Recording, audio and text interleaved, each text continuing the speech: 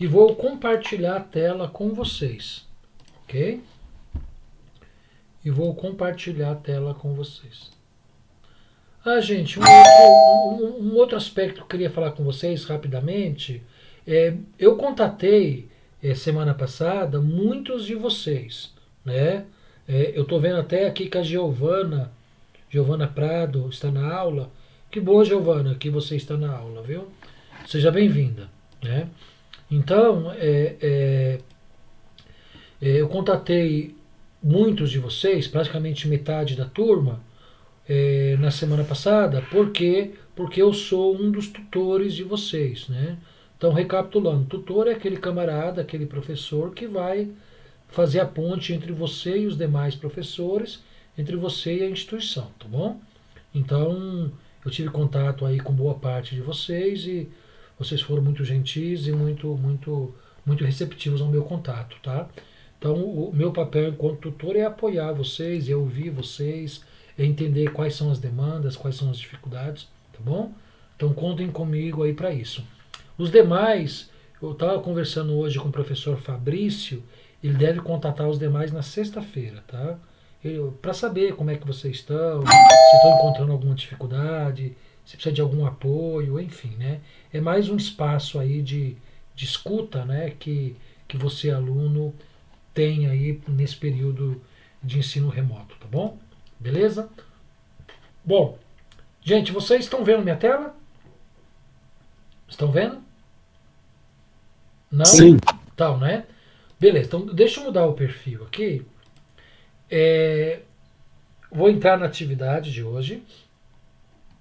Ou atividade de hoje. Então hoje dia 28, né, de setembro, nós vamos falar sobre estrutura atômica, ligações químicas e estruturas cristalinas. Ok? A nossa quinta aula.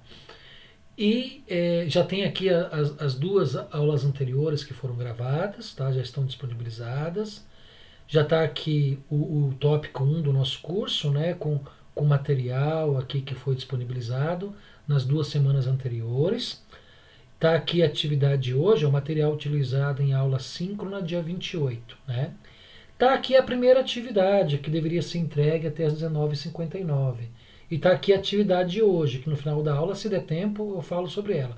Se a gente não terminar o assunto, não tem problema. A gente postega essa atividade para me apresentá-la para vocês semana que vem, tá bom? Então a gente não tem essa preocupação de ter que a todo custo encerrar o conteúdo hoje. Não há necessidade. Se a gente não conseguir encerrar hoje, a gente postega para a semana que vem, tá? Então, olha, atividade 1. Então, olha só, eu tô aqui com o meu perfil, tá vendo? Ó, de 37 alunos participantes, 25 entregaram, ok? Então, 25 entregaram. Então, teve uma turma aí que não entregou. Infelizmente, vai ficar sem nota na atividade, tá? Então, olha só. Então, eu abro aqui e vejo quem entregou, ó. O Joatan entregou, o Caio entregou, Guilherme Augusto, Jefferson Alves, Michel Freitas, Natanael Pedro, Rodrigo Aparecido, Vitor Augusto, o Ellison Henrique, o Eliton Mendes, Yuri Silva, a Nathalie, Jason ou Jackson? Eu não sei como é que pronuncia. Tá, me desculpa. É Jackson mesmo, professor. Ah, Jackson, beleza. O Jason. É, Jason. O pessoal costuma falar Jackson, só que Jackson não é meu nome, cara. Meu nome é Jackson mesmo. beleza, Jackson. Bem brasileiro, né, Jackson, né? Aqui é Brasil. E Corinthians, né? E Corinthians, claro. Putz, grilo, tá vendo? Mirei no improvável e acertei, tá vendo? Lucas do Nascimento. Caramba, Guga, você vai passar de semestre, eu não vou, mano. Gustavo Santos. Gustavo Santos. Meu nome tá bem estranho aí, né? Ó, tá Gustavo Santos, Gustavo Gabriel Santos, Gabriel Santos. Tá errado, né? O Gustavo Gabriel e Gabriel Santos, milanês, vocês dois entregaram a atividade? Porque tá estranho mesmo aqui. Tá bugaço aí, professor. Tá, até vou dar uma olhada depois. O Gustavo Gabriel, você entregou a atividade? Sim, sim. Tá. E o Gustavo. E o O Gabriel Santos, tá? Eu acho que tá bugado mesmo, professor. Assim, não sei se... Não acho que seja outro aluno, acho que tá escrevendo um bugado aí, sei lá. Tá, o Gabriel Santos não está na sala. Tá bom, eu verifico depois. Então, quem mais? O Flávio Barbiero, o César Barbosa. Realmente ele está duplicando aqui, tá estranho, né? Ele está duplicando os nomes. O Tiago Gomes, Henrique Fernandes, o Hamilton Xavier, o Marcos Vinícius, o Elton da Silva, o Jefferson Santos, o Matias Costa e o Carlos Eugênio. Ok? Tá? Então, infelizmente, quem não entregou vai ficar sem nota. Paciência, né? Então fica atento aí nas próximas atividades. Professor. Oi, fala, Jota. Então, houve um ocorrido aqui do fato de eu não ter entregado a atividade que eu não consegui enviar, entendeu? Eu tenho um pouco de dificuldade com esse lance de tecnologia e acabei não enviando. Acho que eu mandei até um áudio pro senhor no grupo. Mas tudo bem, eu vou fazer igual o camarada fez aí, eu vou fazer no papel, entendeu? No caderno, vou tirar foto e vou mandar, porque eu tenho um pouco de dificuldade com esses lances de PDF, transformar arquivo, entendeu? Eu não sei muito essas paradas aí, entendeu, professor? Tranquilo, faz isso. Pode fazer na folha de caderno, faz na folha de caderno, tira foto e manda, não tem nenhum problema, tá bom? Beleza então, professor, beleza, só isso. Ótimo. Gente, então vamos lá, vamos fazer uma rápida correção, né, dessa atividade. Então vamos lá, deixa eu abrir essa atividade aqui, né? Atividade 1, questionário, classificação dos materiais. Então vamos lá, vamos fazer uma rápida discussão, né? Eram 3 questões, né? Eram 3 questões. Foi o conteúdo que nós estudamos na semana passada. Bom, primeira questão. 1.1. Quais são as principais classes de materiais utilizados em engenharia?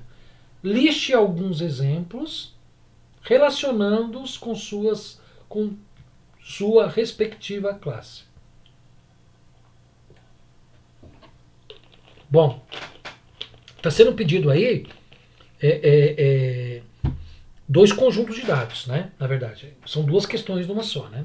Primeiro, quais são as principais classes de materiais usados em engenharia? Depois, para dar exemplo, né, de materiais e relacionar com a sua respectiva classe, né? Alguém quer falar como respondeu? Alguém quer responder essa questão? Ou essas questões, né? Bem? A minha resposta ficou bem grande, professor. Não, pode falar. Deixa eu ver se eu tenho um arquivo aqui para me ajudar. Pode falar, Gabriel. Gustavo, Gabriel. Aí, professor, eu vou procurar um arquivo aqui. Tá, então olha só, gente. Enquanto o Gustavo procura, na verdade são 2 questões, né? Eu estou perguntando quais são as principais classes de materiais usadas em engenharia, ou seja, aquelas 4 categorias que nós conversamos na aula passada, tá? Eu estou pedindo para citar exemplos desses materiais. Isso. E dizer a que classe pertencem esses materiais. Pois não, pode falar. Bom, professor, pode falar, Jefferson, pode falar. Então, eu coloquei essas daí, da classe de materiais, que foi as 4 classes só que eu coloquei. Quais, Jefferson? Quais classes? Aquela metálico, cerâmico, polimérico.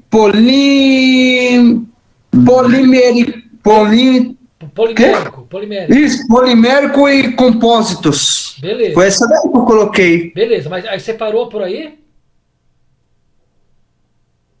Porque essa resposta, ela só responde a primeira questão, né? Quais são as 4 classes, né?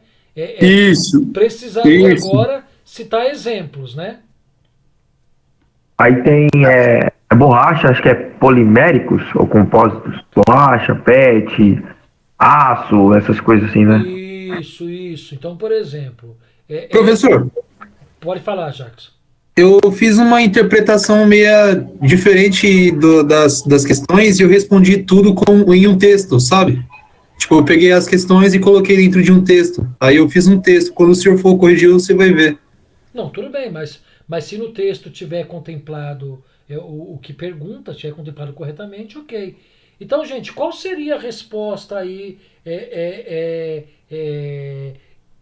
que deveria constar, né? Não precisa ser resposta exatamente aquilo que eu vou falar, mas mais ou menos nesse padrão, né?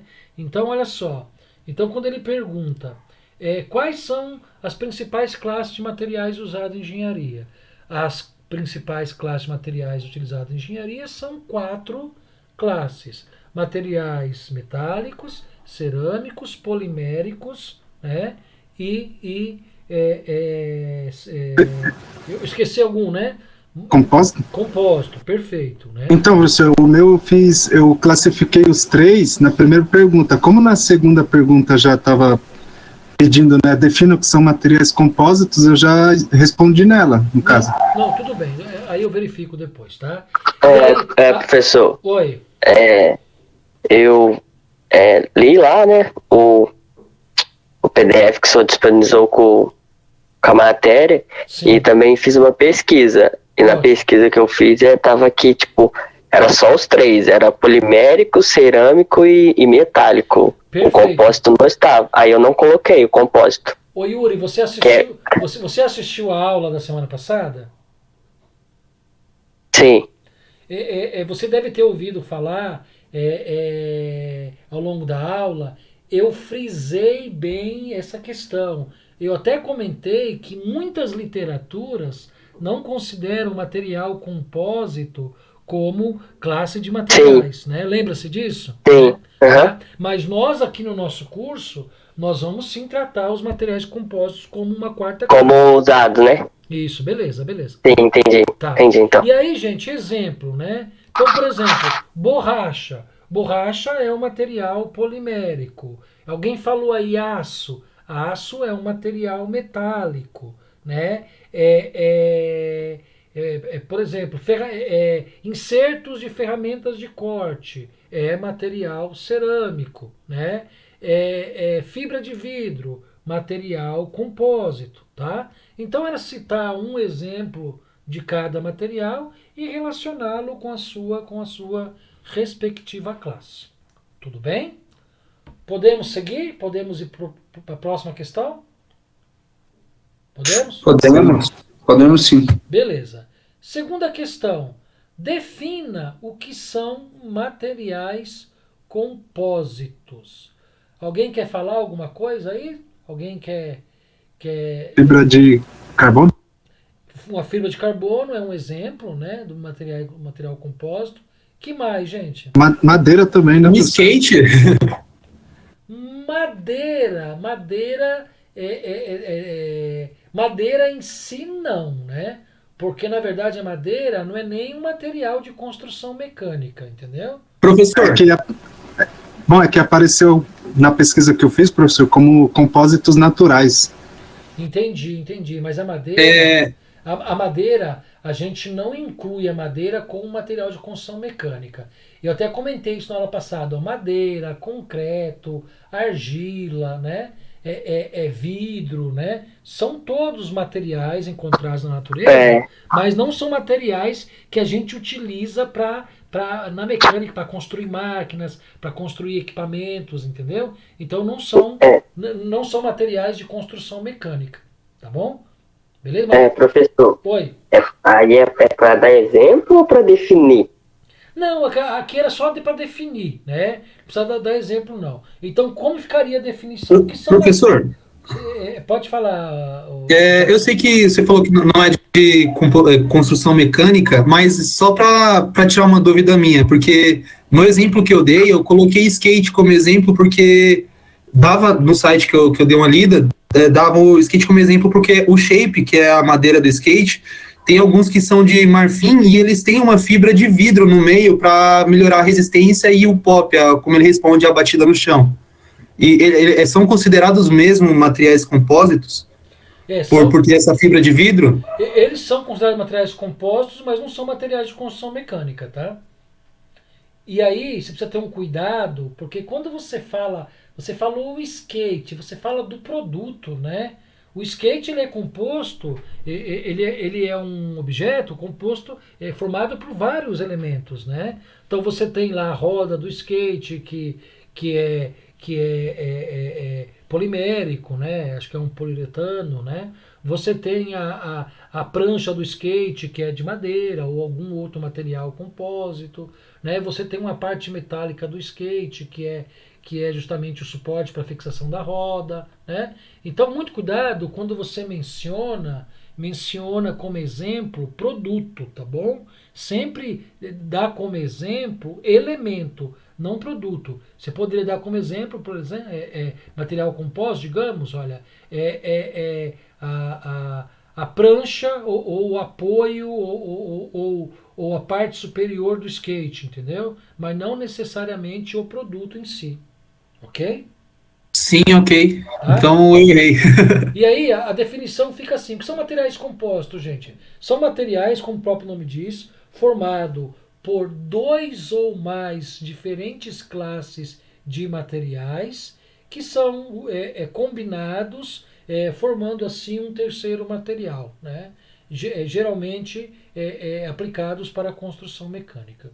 Então, basicamente essa definição ou algo próximo disso. Tá bom? Posso ir para a terceira questão? Podemos? Pode ir, sim. Legal. Bom, terceira.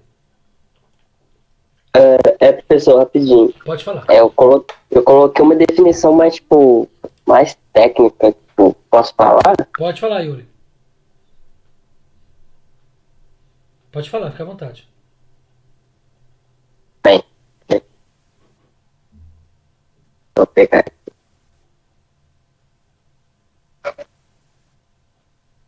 Eu coloquei compósitos, também chamados de compostos, são materiais formados pela união de outros materiais, com o objetivo de se obter um produto de maior qualidade.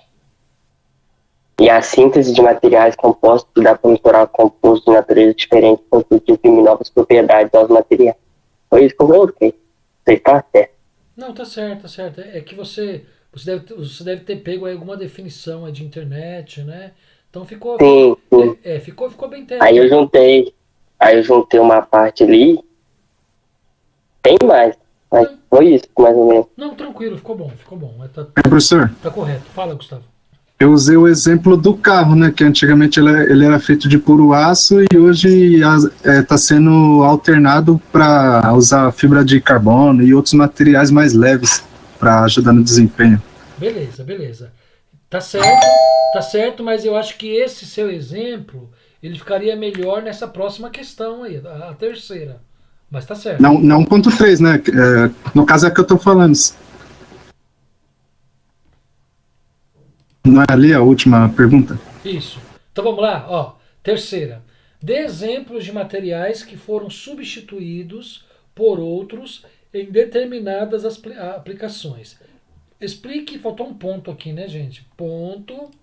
Explique as razões de tais substituições, né? Nós falamos exaustivamente disso em sala de aula, não foi? Na aula passada a gente exaustivamente falamos disso. Exemplos de materiais que foram substituídos por outros em determinadas aplicações. E explique as razões que motivaram essas substituições. Alguém quer falar? Alguém quer responder?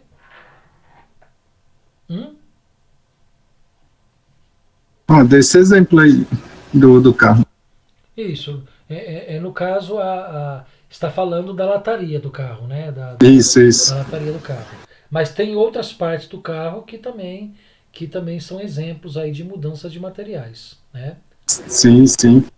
Lembra, gente, que a gente comentou a respeito da carcaça do motor dos automóveis, que no passado eram construídos, né, eram feitos de ferro fundido, e hoje é utilizado o alumínio, por quê?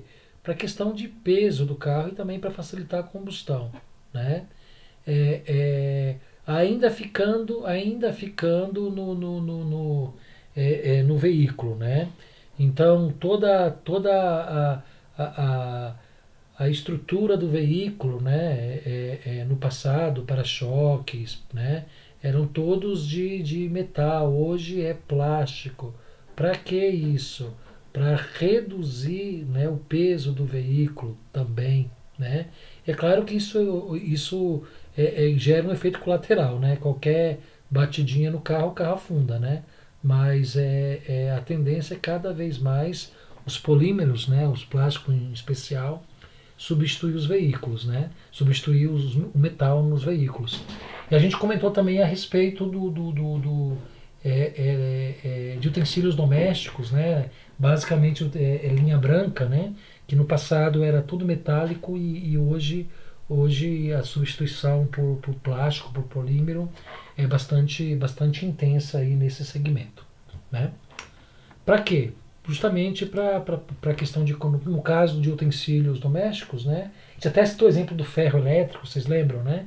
Então, no caso do ferro elétrico, né, e de uma forma geral, os utensílios domésticos, é questão do peso e a questão também de ergonomia, né? Facilidade de trabalho com esses utensílios domésticos. Tudo bem, gente? Ok? Perfeito? Ok. Ok. Joga. Não tinha pensado nesse exemplo, mas é bem interessante. Tá bom. Bom, gente, então é o seguinte, então fique atentos aí nas próximas atividades, tá? Quem porventura perdeu o prazo, então por gentileza fique atento aí nas próximas aulas para não perder aí a entrega da atividade, tá legal? Ok? Bom, nós vamos continuar falando de materiais.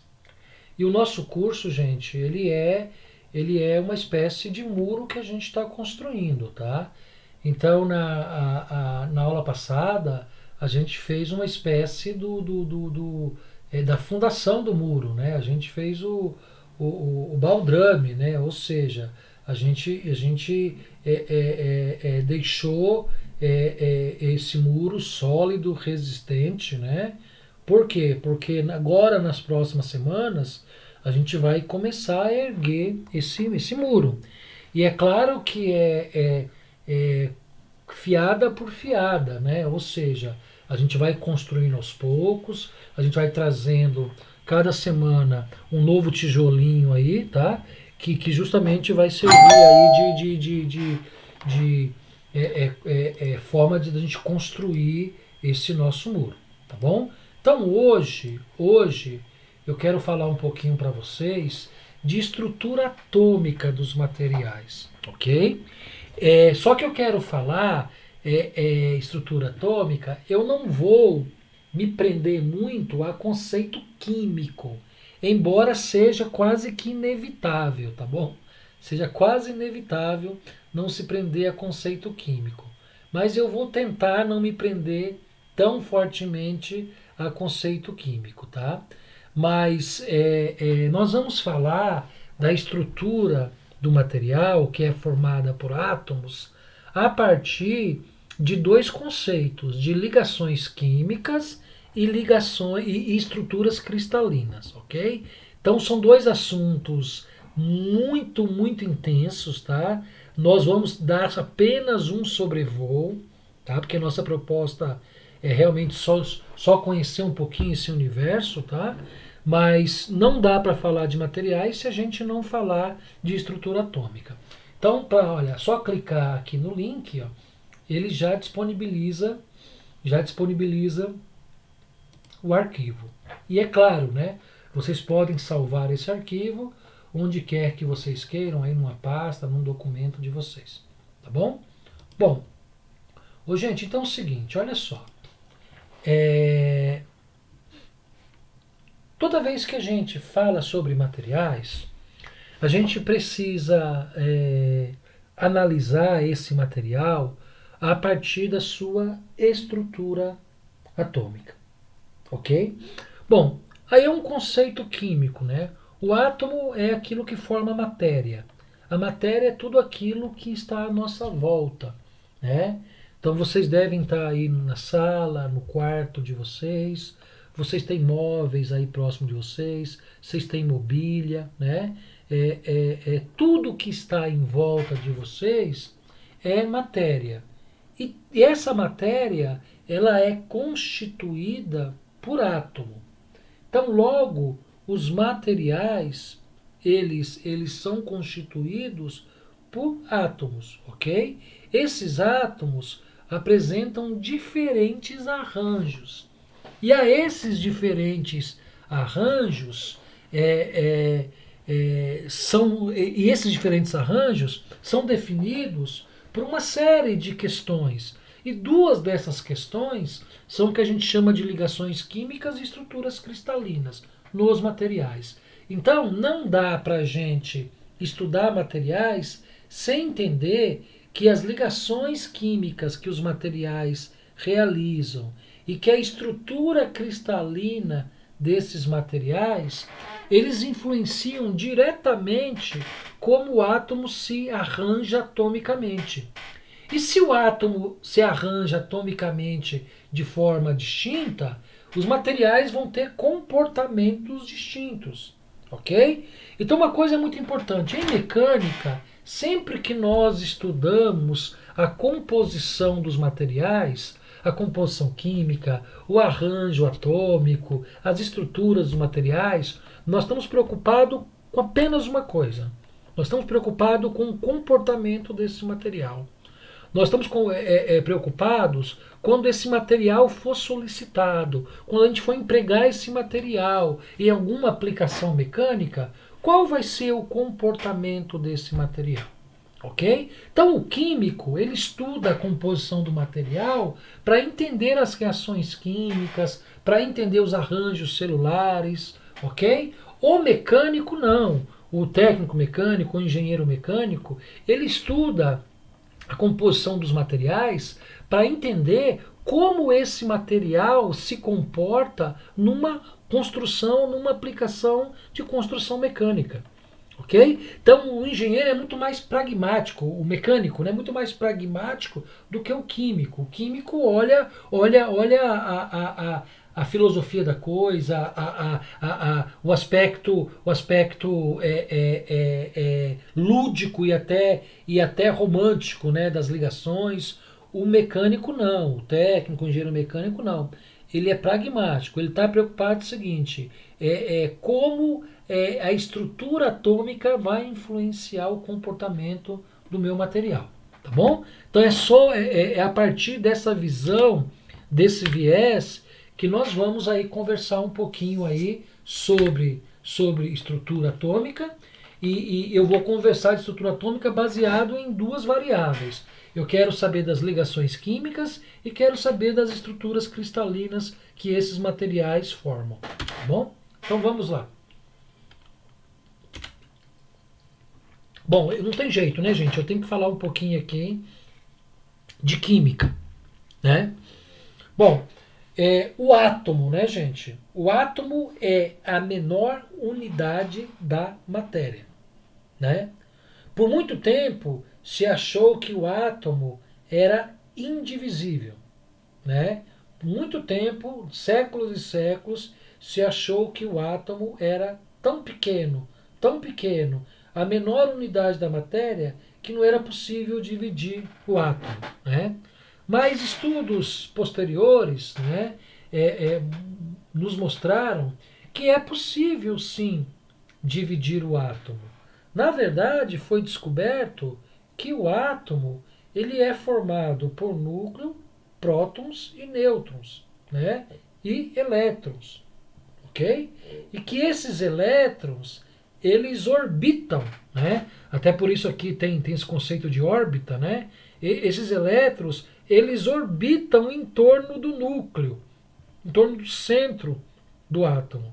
Ora, se eles orbitam em torno do núcleo desse átomo, é sinal então que a partir do núcleo desse átomo, a partir do centro desse átomo, nós temos o que nós chamamos de camadas atômicas, né? Então nós temos níveis de camadas atômicas nas quais esses átomos eles circulam, né? Na qual esses átomos eles permeiam, né? Na qual esses átomos estão orbitando, né? Gente, vocês estão me ouvindo, gente? Sim, Sim. O Wellington colocou aqui que não está me ouvindo. Que positivo. Tá, então acho que é. Tô ouvindo aí. Então é pontualmente na máquina dele, então, no dispositivo dele. Tá bom, então vamos prosseguir. Então, gente, olha só. Olha que interessante, então, né? Se esses átomos, né, eles são divisíveis, né? Ou seja, eles têm núcleo, tem prótons, tem nêutrons e tem elétrons orbitando sobre eles, né? Então foi criado por esse cientista chamado Bohr, foi criado então um modelo de Bohr, né? Esse modelo de Bohr, gente, ele estuda a estrutura do átomo e como o átomo se comporta na matéria. Então, pelo modelo de Bohr, os elétrons giram em torno do núcleo, conforme está a figura aqui, ó. Os elétrons nas diferentes camadas de valência, né? Diferentes níveis de camadas, eles giram em torno deste núcleo aqui. E esses elétrons, eles são estabelecidos em órbitas bem definidas. Olha que interessante. Então, na verdade, essas órbitas de valência aqui, ou essas camadas de valência, elas podem ser definidas. Isso é bem interessante. Então, pelo modelo de Bohr, a energia dos elétrons pode ser quantificada.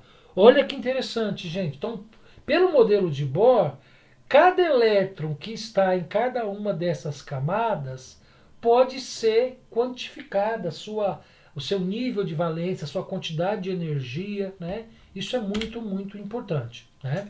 Um elétron pode mudar sua energia através de saltos quânticos. O que seria o salto quântico? Seria o elétron ele mudar de valência, ou seja, ele mudar de nível de camada. Então, de repente, olha, esse átomo aqui sair dessa primeira camada e pular para a segunda camada. Ou esse átomo aqui na terceira camada pular para a segunda camada. Tá? Então, é possível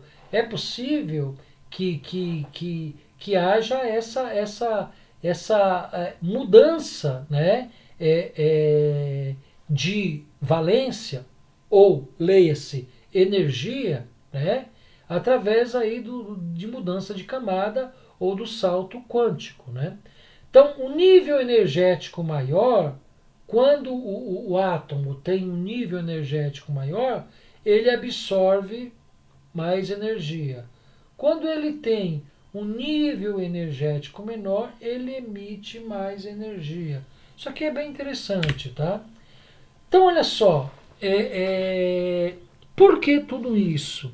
Porque essa troca de energia dos elétrons que orbitam em torno do núcleo, então essa troca de valência, essa troca de energia, essa mudança do nível de valência, essa mudança do nível energético dos elétrons, que gravitam ou que orbitam em torno do núcleo, esse movimento forma o que nós chamamos de ligações químicas. Então, o que são as ligações químicas nos materiais, né? Nos materiais, tá? Então, as ligações químicas nos materiais é justamente esse arranjo de elétrons que o material, que o átomo, né, faz, ok? Essa troca de nível de energia que o material faz e que confere a ele certas propriedades. E aí nós temos o conceito de ligações químicas está diretamente ligado ao arranjo, com a forma como esses átomos se arranjam ou se organizam, né, nesses níveis energéticos, nesses níveis de valência. Então, olha a definição. O que são ligações químicas nos materiais?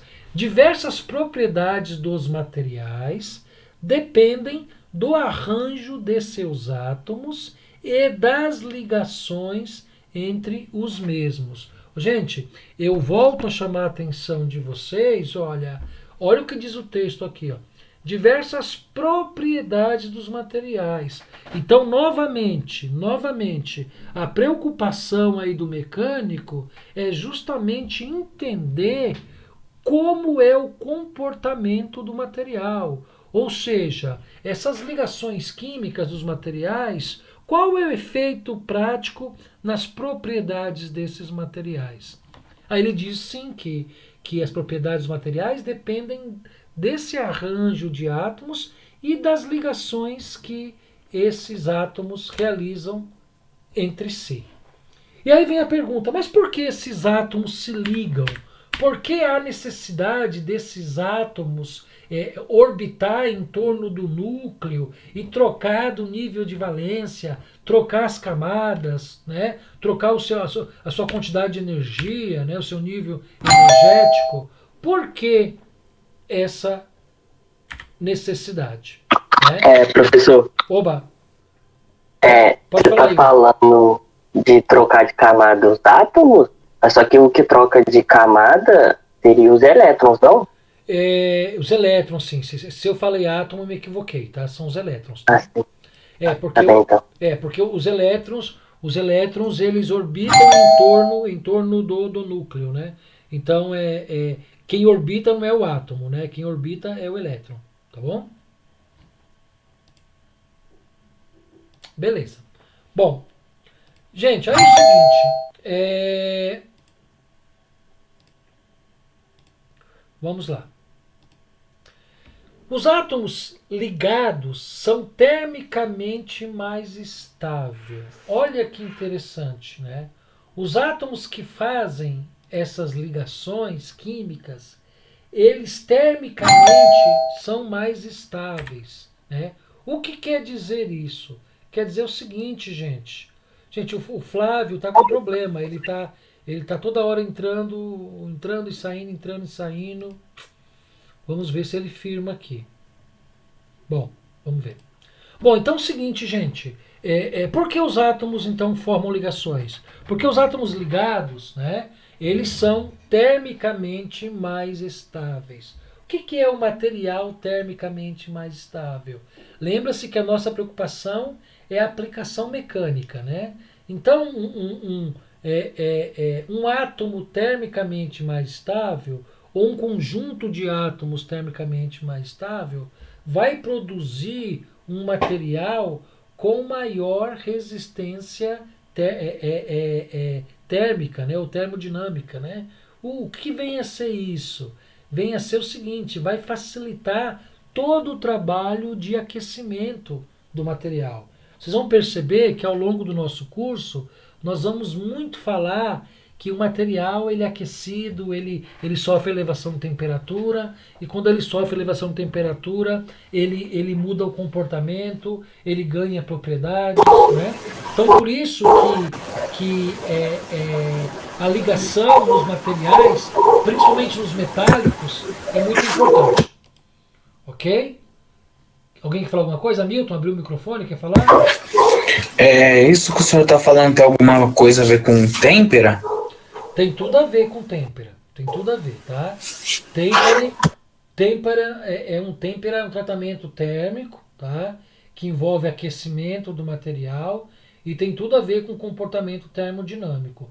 Então, os materiais cujos átomos são ligados, né? Ou seja, eles adquirem essa propriedade termodinâmica mais estável, são materiais que facilitam, que podem ser temperados com facilidade.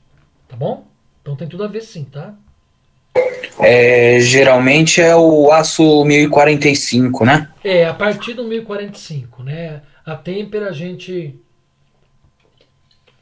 chama de material temperável, né?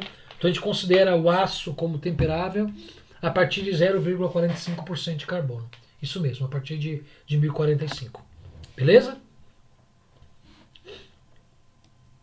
Bom, que mais? Formação de ligações depende da reatividade química dos átomos envolvidos. Dependem da última camada. Gente, vocês lembram lá no ginásio, quando vocês estudaram balanço balanço energético de átomos, que a gente fazia o balançamento dos átomos a partir da última camada atômica, né? Então é o que ele está falando aqui. Ele está falando o seguinte, que o balanço energético, ou seja, a ligação, se dá a partir da última camada, ou seja, desse último nível aqui atômico, tá bom? A gente até utilizava lá no ensino médio, né, letras para poder identificar essas camadas. Então, camada K, L, M, N, O, P, né? Então era muito comum a gente utilizar e fazer esse balanço energético na última camada, né? Bom, elétrons mais externos são os que participam das ligações. Ou seja, os elétrons mais externos são justamente os elétrons da última camada. Então esse cara aqui, ó, esse cara aqui que está o mouse, né, tá o mouse, é o cara mais externo, né? Então é ele que, em primeira instância, no primeiro momento, vai participar da ligação, né? Ô, gente, alguém bate um papo aí no grupo com o Flávio, pergunta para ele o que está acontecendo, que ele não está conseguindo entrar, tá toda hora aqui pedindo autorização para entrar e não está conseguindo. Então verifica aí com ele, qualquer coisa me sinalizem aqui o que está acontecendo com ele, tá bom? Bom,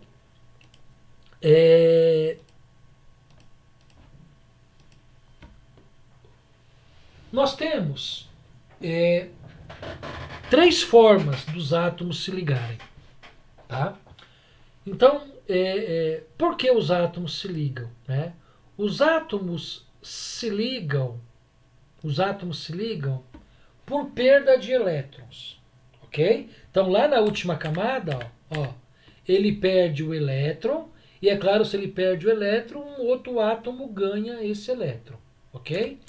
Ele ganha elétrons, ou seja, ó, ele tem aqui apenas um elétron na última camada. Então ele passa a ter 2 elétrons na última camada e algum outro átomo perdeu o elétron, né? Porque para um ganhar, o outro tem que perder, o balanço energético, né? Ou ele pode compartilhar elétrons, ou seja, né, 2 átomos podem compartilhar o mesmo elétron na última camada, tá? Então, há essas 3 formas de formar a ligação entre os átomos, a gente chama de elettropositivo e eletronegativo, né? Ou de compartilhamento. No elettropositivo, né, é quando o átomo perde elétrons. No eletronegativo é quando o átomo ganha elétrons. E no compartilhamento é quando, o próprio nome diz, né, 2 átomos simultaneamente compartilham um mesmo elétron. Tá? Professor, eu vi em um lugar falando sobre os materiais metálicos. Sim.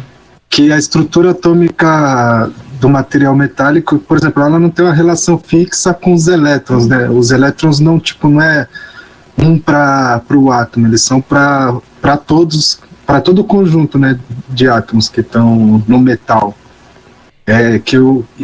Isso torna os elétrons livres, né, no caso. Isso. O que faz o metal ser um bom condutor. Isso também.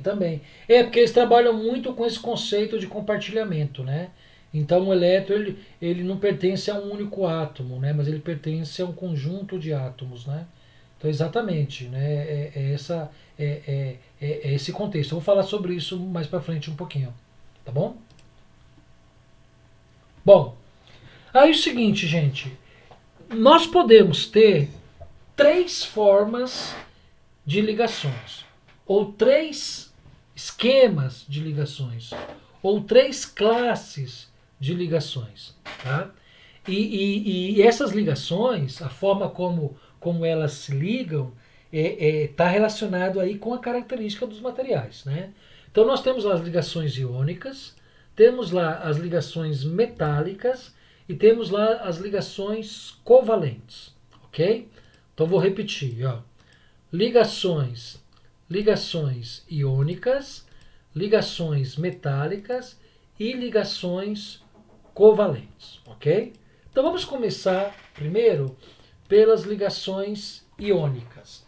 É importante, olha, a ligação iônica é quando há perda ou ganho de elétrons, ok? Então esses dois casos aqui, né? É quando há uma relação eletropositiva e eletronegativa, ou seja, tanto há perda ou quanto há ganho, tá? Na verdade, é uma relação aí, né, de balanceamento, né? Porque enquanto um perde, o outro ganha. Enquanto um ganha, o outro perde, né? Então, na verdade, é um balanceamento. E normalmente, olha, normalmente é uma ligação que acontece entre átomos de materiais metálicos e átomos de materiais não metálicos, ok? Olha um exemplo aqui, ó. Olha essa substância aqui, tá? Essa aqui é uma substância chamada cloreto de sódio, ok? Cloreto de sódio. Esse cloreto de sódio, né? Ele não é uma substância sólida, tá, gente? Aqui a gente está falando de uma substância líquida, né? A gente não está falando do material propriamente dito, né? A gente está falando de um elemento químico, né? Ou de uma combinação química, no caso essa substância aí é a combinação de dois elementos, né?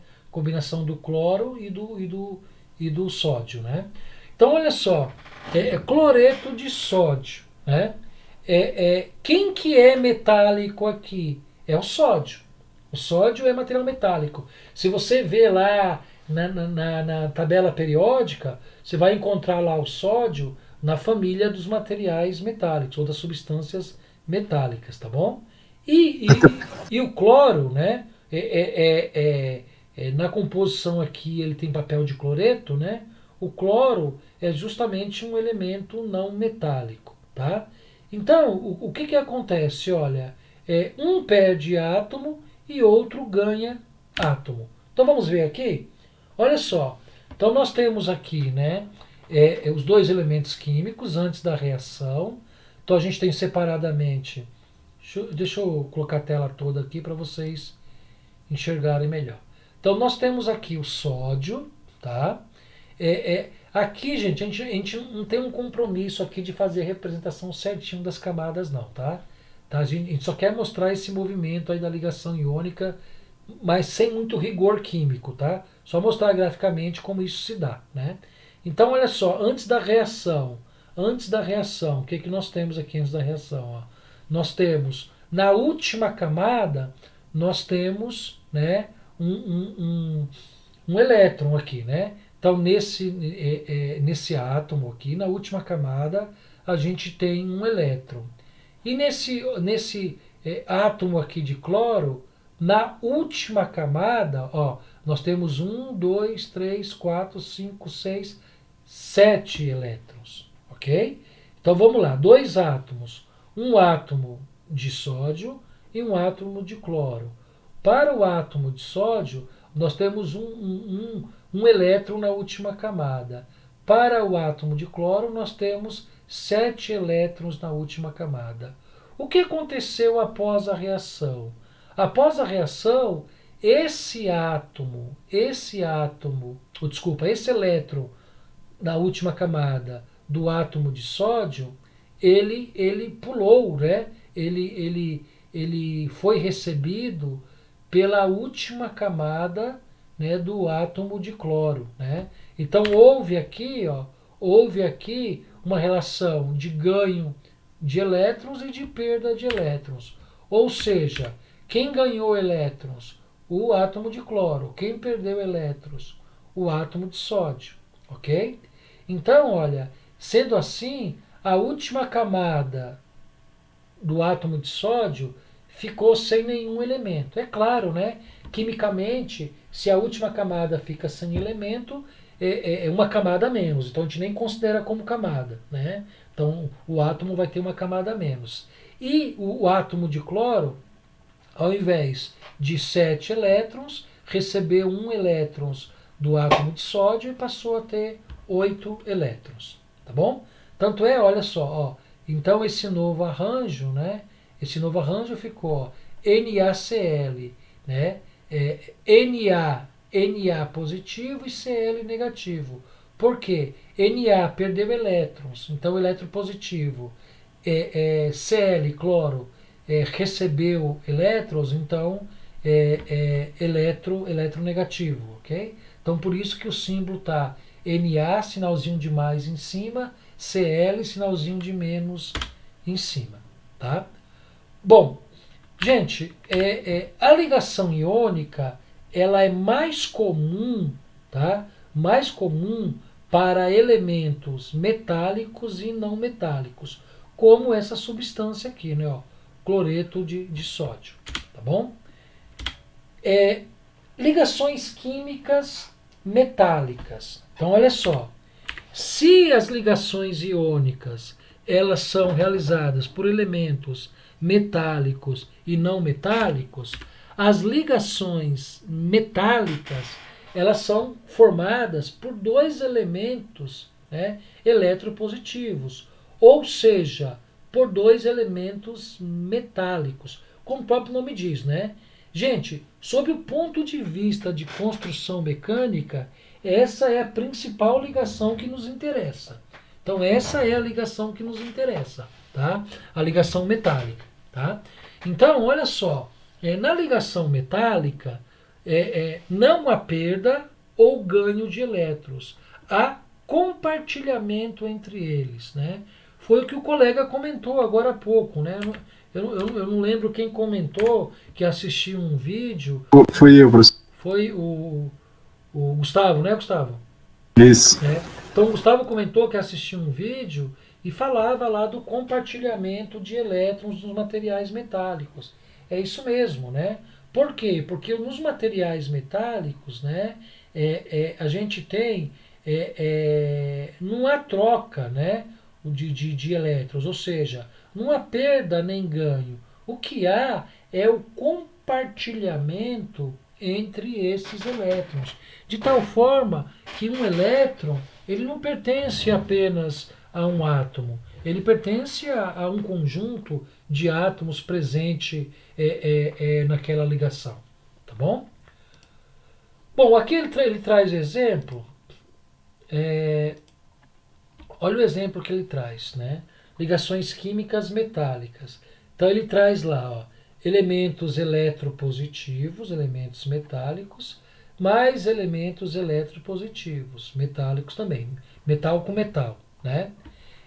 Aí ele fala aqui, olha, ocorrem em metais sólidos, arranjo atômico é bastante compacto, exatamente, porque não há troca, né? Não há ganho ou perda de elétrons. O que há é o compartilhamento. E aí, gente, essa ligação metálica, ela se dá em dois materiais metálicos. Então aqui, ó, aqui a gente tem um exemplo, né? Ó, lítio, sódio, potássio, magnésio, cálcio, estrôncio, né? Então todos esses metais, eles podem se ligar, né? E formarem novas substâncias metálicas, né? Então, como por exemplo, né? O magnésio com sódio, né? O cálcio com potássio, né? Então essas substâncias todas elas se integram, se unem, né? Com essa característica, formando aí essa ligação metálica. Então essa ligação metálica, gente, é a ligação que nós mais vamos trabalhar, né? A ligação que nós mais vamos trabalhar. Por quê? Porque diz respeito aos elementos metálicos, que são os elementos aí foco aí da nossa reflexão aí nos materiais. Porque é claro, né?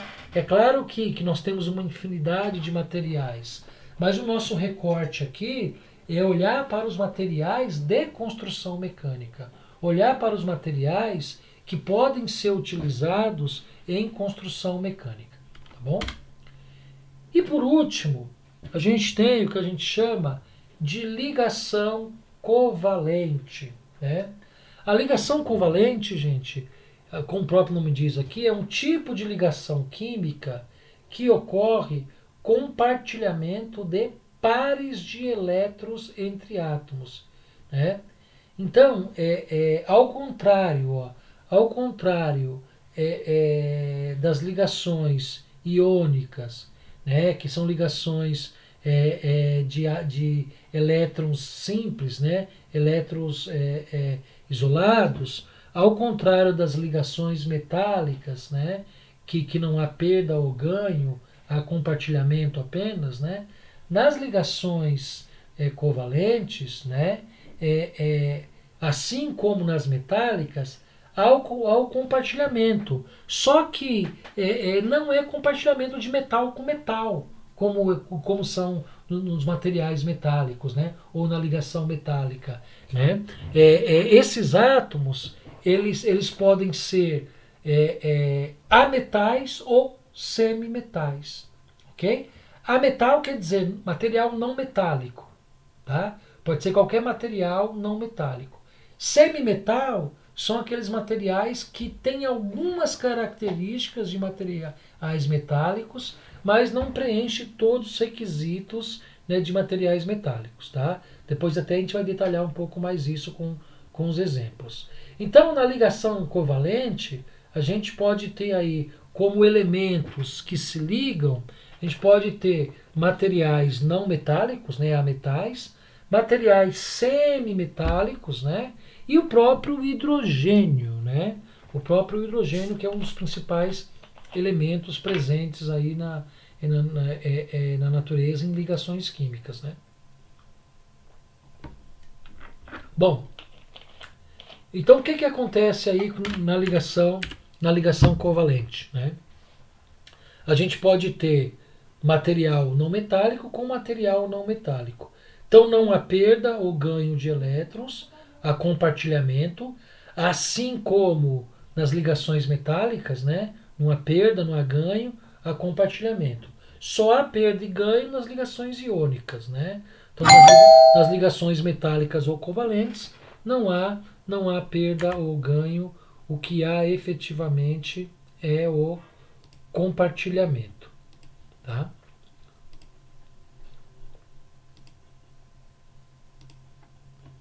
Bom, e aí tem um exemplo, né, para ligação covalente, né, dois átomos de hidrogênio cedem seus elétrons para formar uma ligação covalente de hidrogênio na molécula HCl2. Então vamos ver isso aqui. Então olha só, ó, o hidrogênio ele é um elemento químico muito importante, né? Ele é vem de uma família muito importante, né? Vem da família dos gases, né? Então, na ligação covalente, na molécula de hidrogênio, a gente tem uma troca, né? Ou a gente tem um compartilhamento, né, de elétrons, né? Comparando aí ou ligando o hidrogênio com o cloro, né? Que são duas substâncias não metálicas. Então, na combinação, né, a gente forma, né, o cloreto de hidrogênio, ou seja, o HCl2, né? O cloreto de hidrogênio, que é inclusive uma substância utilizada industrialmente. Né? A gente usa muito essa substância para a área de soldagem. Né? Então a ligação covalente, ela faz aí o compartilhamento, né? Não há troca, não há perda, não há ganho, mas há aí um compartilhamento desses elétrons da última camada. Gente, é muito importante essa análise das ligações químicas, porque essa análise das ligações químicas, elas nos permite depois entender o comportamento desses materiais, tá? Então, muito do comportamento dos materiais estão diretamente, mas muito mesmo diretamente, relacionado a como esses materiais se ligam, tá? Eu vou depois disponibilizar um vídeo para vocês que vai ilustrar bem essa importância aí de como os materiais se ligam, né? E a diferença clara aí, né, do comportamento dos materiais a partir da ligação, seja ela covalente, seja ela metálica, seja ela iônica, tá bom? Bom, um outro aspecto importante, né, quando a gente estuda materiais, então lembrando que nós íamos falar a respeito de dois aspectos dos materiais, né? Os aspectos das ligações químicas e das estruturas cristalinas, tá? Das ligações químicas nós já mencionamos, né? E da estrutura cristalina também é um aspecto importante que a gente precisa considerar, né? Então, se de um lado a estrutura, se de um lado a forma como os elétrons se relacionam, né? Os elétrons da última camada dos átomos dos elementos químicos se relacionam e determinam propriedades nos materiais, também a forma como esses átomos estão arranjados, isso vai determinar também a propriedade desses materiais. Então veja, nas ligações nós estamos preocupados com a troca de elétrons, né, nas camadas atômicas, né, ou nas camadas subatômicas, né, do átomo, né, a partir do seu núcleo. Já na estrutura dos materiais, nós estamos preocupados como esse átomo, como esses átomos se arranjam dentro do material, né? E aí, gente, a forma como esses átomos se arranjam dentro do material, isso vai ser determinante para algumas das suas propriedades. Então, olha a definição que é dada aqui. Estruturas cristalinas são formadas por unidades básicas e repetitivas, denominadas células unitárias. Opa, o que ele quis dizer com isso? Ele quis dizer o seguinte: se nós pegarmos um microscópio, se nós ampliarmos, né, o material 400 vezes no microscópio, o que nós vamos ver? Nós vamos ver que 400 vezes talvez não, tá, gente? Precisa ampliar mais, né? 400 vezes não é possível ver nesse nível que eu vou comentar com vocês. Mas talvez umas 2.000 vezes ampliado a gente conseguiria ver isso, né? Que quando a gente amplia o material, a gente percebe que a formação atômica desse material é determinada por várias unidades, que a gente chama de unidades básicas, que se repetem na estrutura, né? Então, o arranjo do átomo, ele se repete infinitas vezes, né? Então, a essa repetição, a esse padrão de como o átomo é representado no material, nós damos o nome de estrutura cristalina, né? E essa estrutura cristalina, ela é formada por pequenas células unitárias, né? Então, essa célula unitária, conforme está definido aí, ó, é o menor arranjo de átomos que pode representar um sólido cristalino. Então, uma estrutura é uma grande repetição, ou é uma repetição infinita, né, desses arranjos de átomos. E como é que pode ser esses arranjos? Ele pode se apresentar em 7 diferentes sistemas cristalinos, né? Desses 7, gente, para efeito de construção mecânica, apenas 2 deles, né? 2 deles são relevantes, tá? Então é sobre esses 2 que nós vamos conversar um pouquinho aí nesses últimos minutos, tá? Então olha só.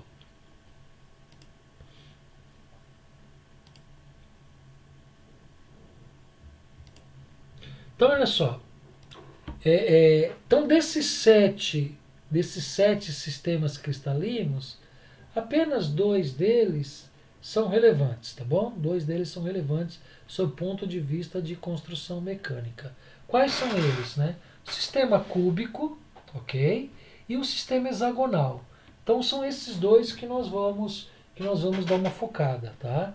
Então no sistema cúbico e nesse sistema hexagonal. Então vamos lá. Olha aqui, gente, eu disse para vocês então que a estrutura cristalina é formado por conjunto infinito de células unitárias, né? Na verdade, por repetições, né? Por repetições infinitas aí dessas células unitárias. Então, olha só, como nós comentamos, nós temos 7 sistemas cristalinos. Mas desses 7, apenas 2, sob o ponto de vista de construção mecânica, é relevante para nós, tá? Então, quais são esses sistemas relevantes para a gente, né? Então, é o sistema, conforme a gente viu na tela anterior, né?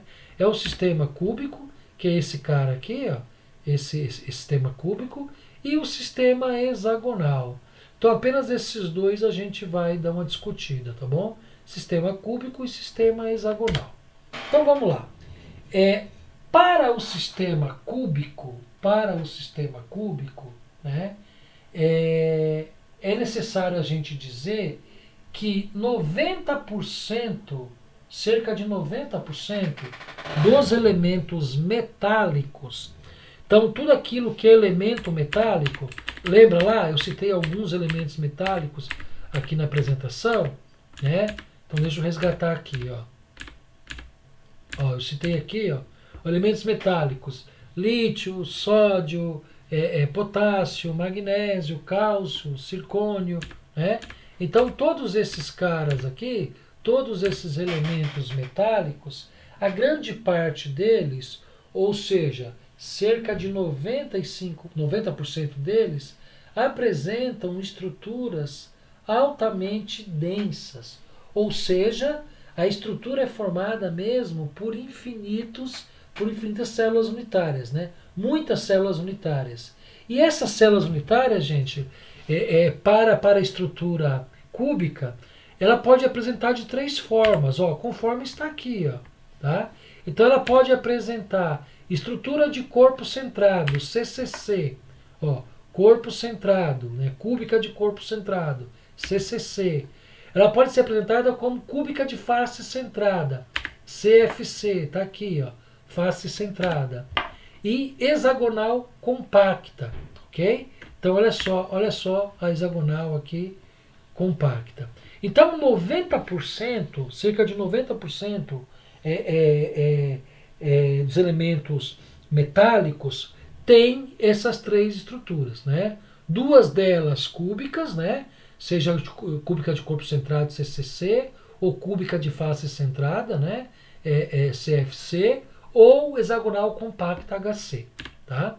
Então, cerca de 90% dos elementos metálicos possui aí esse tipo de estrutura.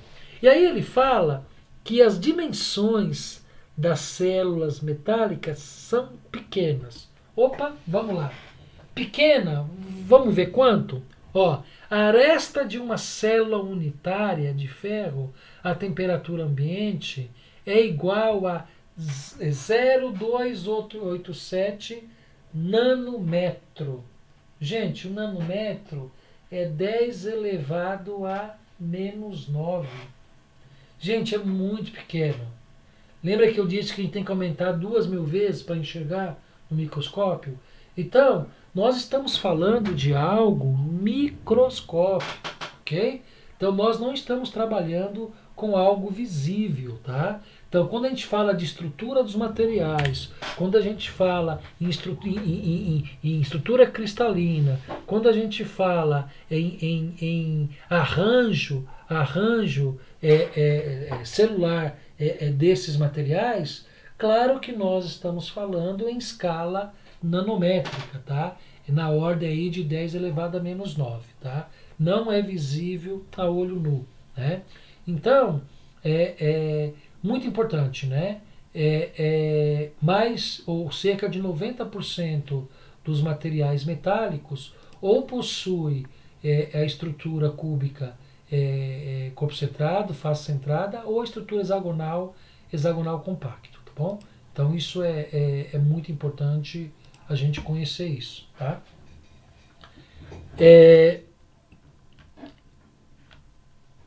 Eu vou encerrar por aqui, tá? Eu só vou mostrar mais essa tela para vocês, aí a gente para por aqui hoje, tá? Já são quase 9h40, né? Então olha só, gente, eu disse para vocês que a estrutura cristalina é formada, né, nanometricamente, ou seja, não visível a olho nu, por infinitas unidades, né, unitárias, né, arranjos unitários, ok? Então, olha só, aqui a gente tem o desenho, né, da estrutura cúbica simples. Como é que é esse arranjo? Esse arranjo é o seguinte: em cada vértice aqui, cada uma dessas bolinhas aqui é um átomo. Veja bem, é um átomo, não um elétron, tá? O elétron está girando em torno do átomo. Então aqui a gente, lá nas ligações a gente falava dos elétrons. Aqui nas estruturas a gente fala do átomo, né? Então em cada uma das arestas aqui a gente tem um átomo, ok?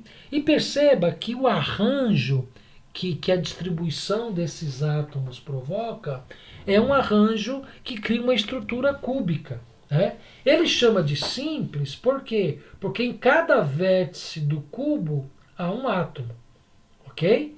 Aí ele fala o seguinte, olha só, em cada vértice do átomo em cada vértice do arranjo, né, ou do cubo formado, né, há um átomo.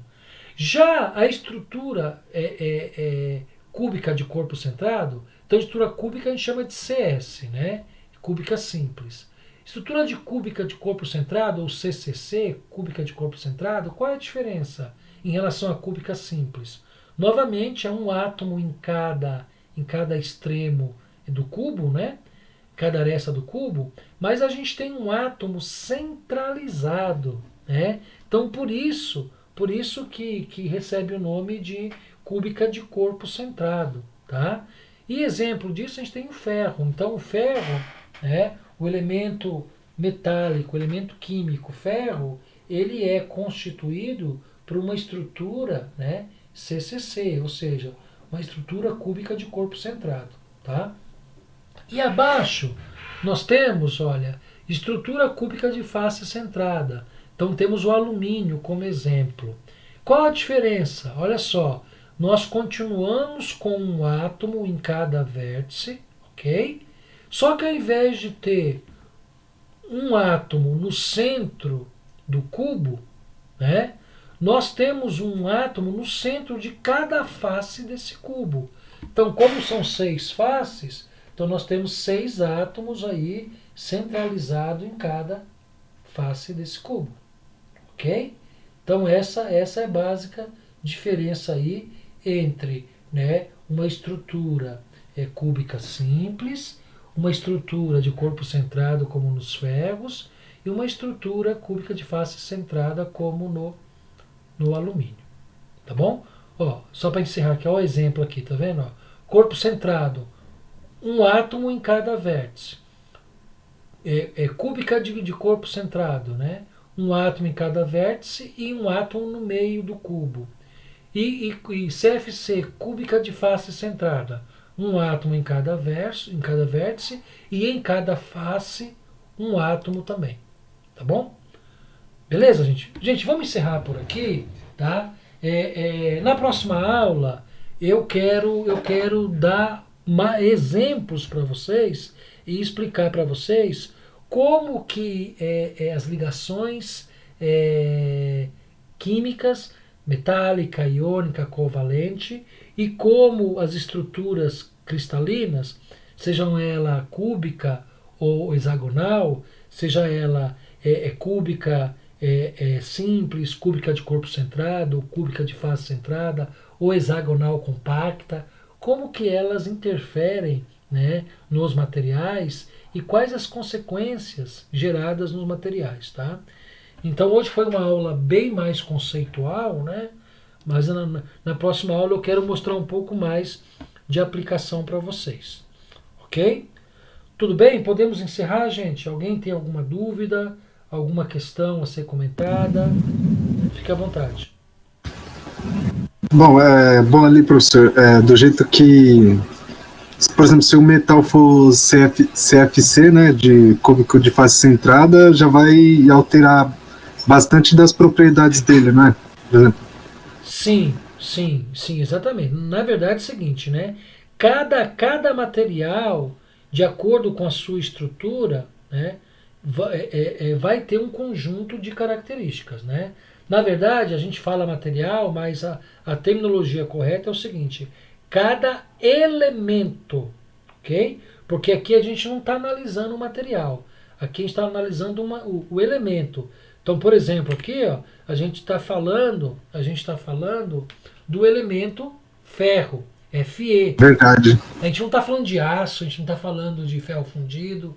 Aqui a gente não está falando do material alumínio. Aqui a gente está falando do elemento alumínio, Al, da tabela periódica. Tá? Então, sem dúvida. Mas como os materiais eles são constituídos por ligas, né? Eles são constituídos por um conjunto de elementos, com certeza eles sofrem influência sim, tá? Então é isso que eu quero comentar com vocês um pouquinho na aula que vem. Essa influência, essa diferença no comportamento do material a partir do tipo de ligação que ele realiza e a partir do tipo de estrutura que ele desenvolve no seu material. Beleza, gente? Joia. Ok? Bom, olha aqui, ó, compartilhando a tela com vocês, nós temos uma atividade aqui, né, para a semana que vem, mas nós não vamos fazê-la, tá bom? Ela está aqui, eu vou até bloqueá-la, tá bom? Para que ninguém fique tentado a fazê-la. Por quê? Porque a gente não vai ter condição de fazer, porque vamos precisar do conteúdo da próxima aula, tá? Então você vai adiar essa aí? Vou adiar essa atividade. Então, olha só, eu vou até sumir com ela aqui para vocês, tá? Para vocês não verem e não ficarem tentados a fazer, tá bom? Ok? Então, essa atividade, ela vai ser entregue, opa, eu ocultei errada, peraí.